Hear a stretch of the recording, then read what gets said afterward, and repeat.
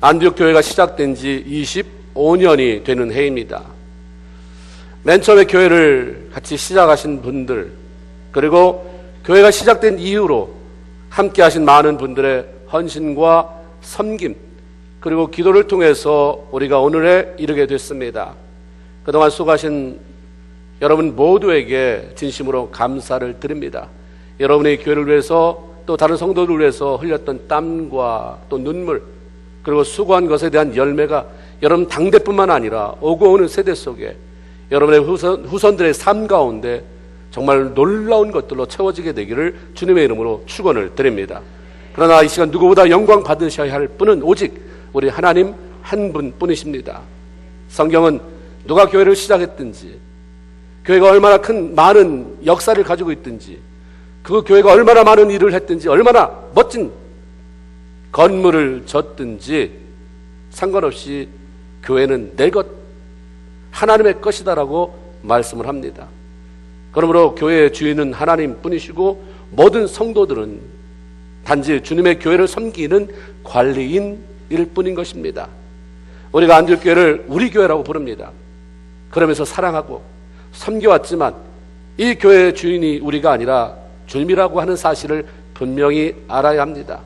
아무리 종업원이 열심히 일을 해준다고 해도 가게가 잘 되기를 바라면서 계획하고 또 생각하고 투자하는 그 마음은 주인을 따를 수가 없는 거죠.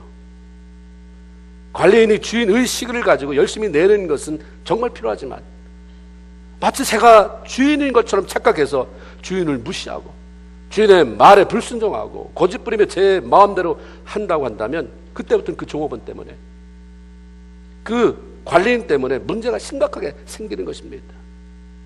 안디옥 교회 주인이 되셔서 지난 25년 동안 직접 이 교회를 이끌어 오시고 함께해 주시는 하나님께서는 분명히 변함없이 이 교회를 지난 25년보다 앞으로 25년, 그 다음 25년 주님 오실 때까지 더 아름답고 복되게 만들어 가실 줄로 믿습니다.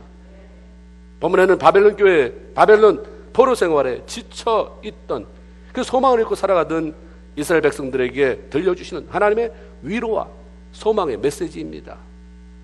그 내용은 18절 19절에 너희는 이전 일을 기억지 말며 예전 일을 생각하지 말아라. 보라 내가 새를 행할 것이다, 나타낼 것이다 라고 하는 말씀입니다. 하나님은 선지자 이사야를 통해서 이스라엘 백성들의 과거를 보게 하시고 현재를 보게 하시고 미래에 대해서 말씀을 해주신 거죠. 그러면 하나님이 하신 이전 일을 기억지 말며 옛날 일을 생각지 말라는 말씀은 무슨 의미인가?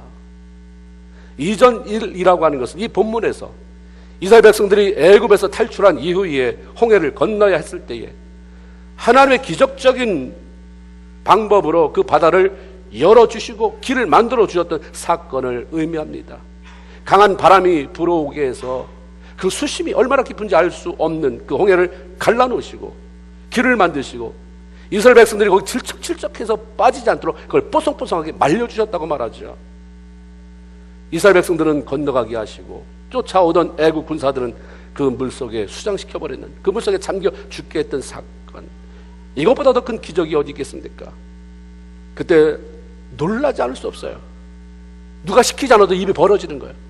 저 하나님이라고 한다면 믿고 따를 만하다, 내가 평생 하나님만 섬기면서 살겠습니다 라고 다짐을 하죠. 그러나 그것은 오래가지 못했어요. 살면서 하나님을 또 무시합니다. 제 가운데 제 마음대로 살다가 그 먼 나라 바벨론에까지 포로로 잡혀오게 된 거죠. 철저히 회개하고 일어나 홍해를 건너가게 하신 그 놀라운 하나님께서 분명히 자신들을 위해서 일할 것임을 기대하면서 살아야 됐는데 다 잊어버렸어요. 하나님이 이미 이사야 43장 1절에 보면 너 두려워하지 말아라. 바벨론에 지금 그렇게 있다 할지라도 영원한 건 아니다. 그러니까 두려워하지 말아라. 내가 너를 구속하였고 내가 너를 지명하여 불러나니 너는 내 것이다. 내가 내 것을 책임진다 말씀하셨는데 말씀이 안 들어와요. 어느 순간부터 말씀이 안 들어오면 문제가 생겨요. 어느 집안이, 어떤 개인이 무너질 때, 영적으로 메말라질 때 언제부터 시작되는가? 말씀이 안 들어올 때부터 시작되는 거예요. 하나님의 말씀이 꿈을 만들어주는데 말씀이 안 들어오니까 꿈이 생기지가 않습니다. 금방 끝날 줄 알았던 포로 생활이 자꾸 지연되는 거예요. 곧 될 것 같은데 이게 한 달, 1년, 10년. 이스라엘 백성들은 지쳐버렸어요. 절망과 낙심 가운데 빠지게 됐습니다. 그러니까 홍해가 갈라졌던 그때가 좋았는데 옛날 생각만 하면서 현실은 아주 비관적으로 살았습니다. 화려했던 과거는 있는데 미래에 대한 소망이, 꿈이 없으면 그것은 꽃꽂이 해놓은 꽃이 화병 안에서 썩어버리는 것 같습니다. 그래서 아름다운 과거를 말하면서 악취를 풍겨나게 돼요. 과거의 아름다움을 말하려면 현재 가지고 있는 비전도 제시해야 되죠. 옛날에 좋았는데 근데 지금은 어떠냐? 썩었어. 냄새가 난다. 이거 하나님이 원하는 방법이 아닌 거예요. 근데 이스라엘 백성은 그렇게 살았어요. 옛날에 좋았는데, 홍해를 건널 때 좋았는데 지금은 우리 썩었어. 비전 없어. 이렇게 살아가고 있는 이스라엘 백성들을 향해 하나님은 너 이전 일 기억하지 말아라. 홍해? 그 이전 일 기억하지 말아라.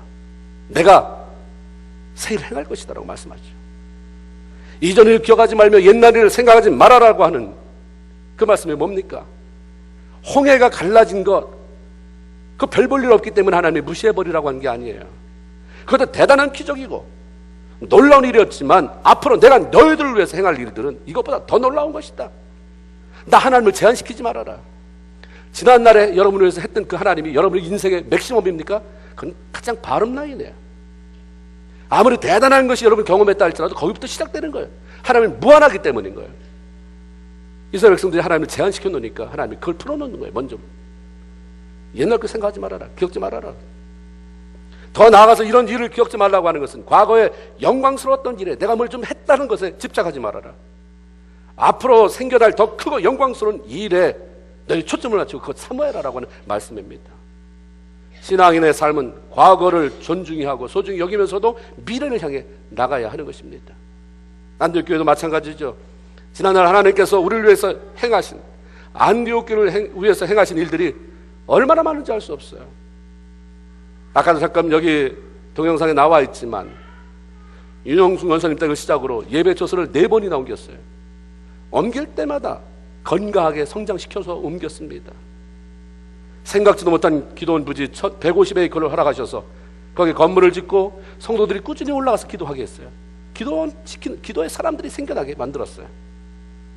과테말라가 연결되어져서 선교하게 하고 거기 교회를 세울 수 있게 했고 우리 유스그룹이 가서 BBS 여름 성경학교를 해주고 오기도 했고 아프리카에 우리가 누가 알렸어요. 아프리카 탄자니아 연결시켜 주셔서 거기 아이들을 100여 명, 지금 130여 명이에요. 아이들 입양해서 꾸준히 한 아이당 30불씩 매달 그렇게 수년 동안을 해왔어요. 물된 동산 사역, 하나님이 끊임없이 사람을 보내주셨어요. 무엇보다도 많은 사람들이 이 교회에 찾아오면서 구원의 감격을 맛보고 하나님을 알아가고 그분 안에서 성장해가는 그 맛이 무엇인지를 알게 하셨습니다. 순간순간 하나님께서 안디옥 교회에 베풀어 주신 은혜를 생각하면 헤아릴 수가 없습니다. 정말로 돌아보면 감사해요. 감사하다고 하는 말씀을 드리지 않을 수가 없습니다. 그러나 과거에 좋았던 것, 잘했던 것에만 매여서 그 자리에 머무르고 미래를 기대하지 못한다면 그때부터는 악취가 나기 시작한 거죠. 과거에 뭐 좀 맛봤던 사람들이 나 옛날에 이랬는데 그 자랑으로 온갖 악취, 옛날에 이랬는데 악취, 지금은, 앞으로는 이전 일은 기억지 말라, 옛적 일을 생각지 말라라고 하신 말씀, 그 하나님은 그게 끝이 아니에요. 대안이 있죠. 항상 대안이 없으면 문제가 생겨요. 너 그거 하지 말아라. 그럼 뭐 할까요? 어쨌든 그거 하지 말아라. 나 너 꼴 보기 싫어. 어떻게 하면 이쁘게 할까요? 싫어. 넌 무조건 싫어. 나한테 찍혔어. 하나님은 대안이 있는 분이에요. 이전 일을 생각지 않으면 뭐 할까요? 보라, 내가 새 일을 행하리니 나타낼 것이다. 내가 뭘 할지 거기에 초점 맞추라고 하는 거죠. 그 새 일이 무엇입니까? 19절에 보니까 반드시 내가 광야의 길을 사막에 강을 낼 것이다. 끝도 없이 펼쳐진 광야의 길을 만든다는 것, 풀 한 폭이 나지 않는 사막에 강을 만든다는 것, 도무지 이루어질 수 없는 불가능한 일입니다. 그런데 능력의 하나님이 내 백성 너희들을 위해서 내가 이거 한다, 불가능을 가능케 할 것이다 라고 하는 하나님의 언약의 말씀입니다.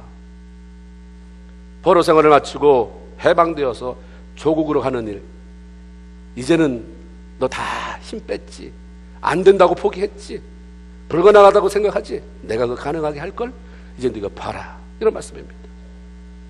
저와 여러분의 꿈이 뭡니까? 우리의 꿈이라고 하는 것은 대단한 것이 아니라 하나님께서 말씀을 통해 들려주시는 약속들을 내 것으로 삼는 것입니다. 몇 살에 뭐하고 몇 살에 뭐하고 몇 살에 뭐하고 다 지켰습니까? 그건 허황된 거예요. 먼저 하나님의 약속이 내 안에 들어와야죠. 아, 하나님이 나를 이렇게 사용하시려고 하는구나. 이게 들어오지 않는데 나 혼자 막 몇 살에 뭐하고 몇 살에 뭐하고 언제 시집가고 언제 뭐하고 노후 대책 어떻게 다 됩니까? 그게 안 되는 거예요. 약속을 먼저 잡아야 돼요. 결혼해가지고 난 이런 사명 받았으니까 당신도 선교사로 나가야 돼. 통비박산되잖아요. 맨날 안 싸울 일이 없어요. 우한에 있으니까 나중에 부인이 몰라 나도 당신이 알아서 해 하고서 따라가. 이게 뭐예요?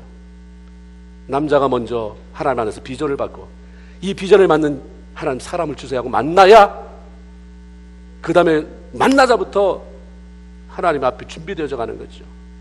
그렇죠? 우리 꿈 대단한 거 아니에요.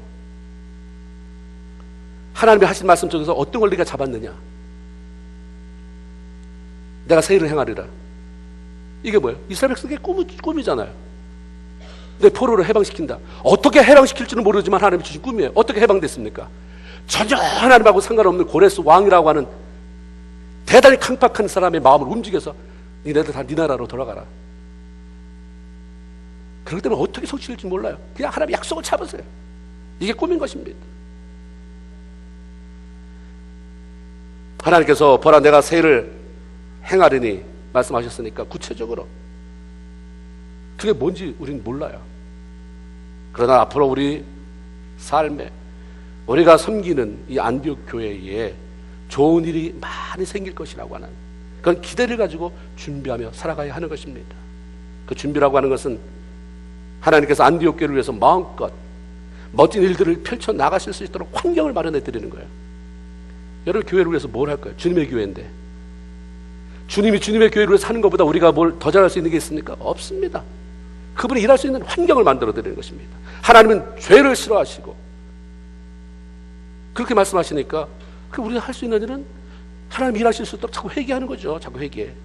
서로 간에 잘못했다고 말 자주 하는 것이고 그냥 고집서서 잘못했다는 말 한마디 못하고 살아가는 건 일 못해요.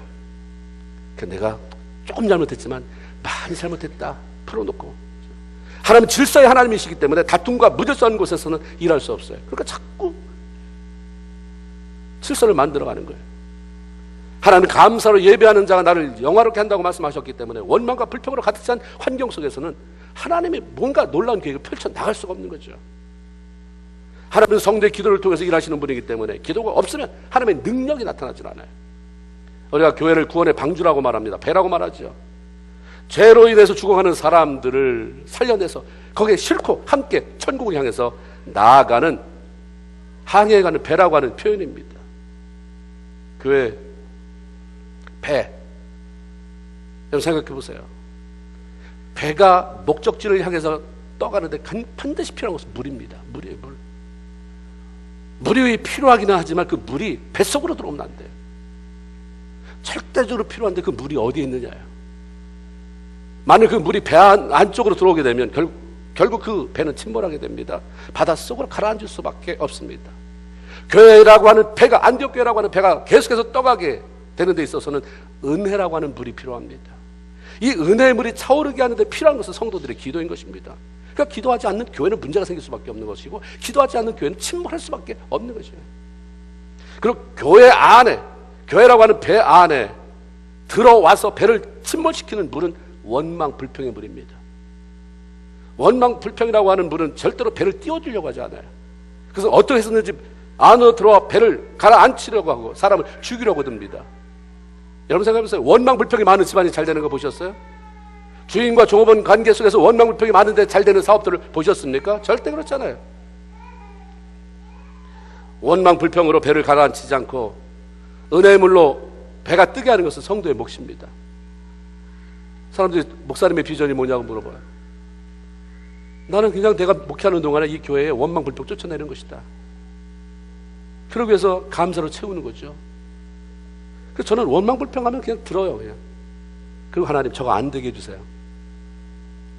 아니 원망 불평해서 드는 일은 다 그 사람을 죽여요. 내가 잘난 원망불평을 하지 않게. 그러니까 감사하다 보니까 일은 일대로 되고 나는 믿음이 커가고. 기도해서 성령 충만, 은혜 충만함을 경험하게 하는 것. 이게 제 비전이에요. 하나님 우리 교회를 통해서 일한다고 수도 없이 많이 들려줬어요.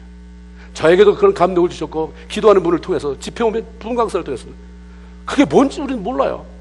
그렇지만 하나님 일하실 테니까 이 안에 감사로 채우면 되잖아요. 원망 불평 몰아내고 은혜로 채우면 돼요.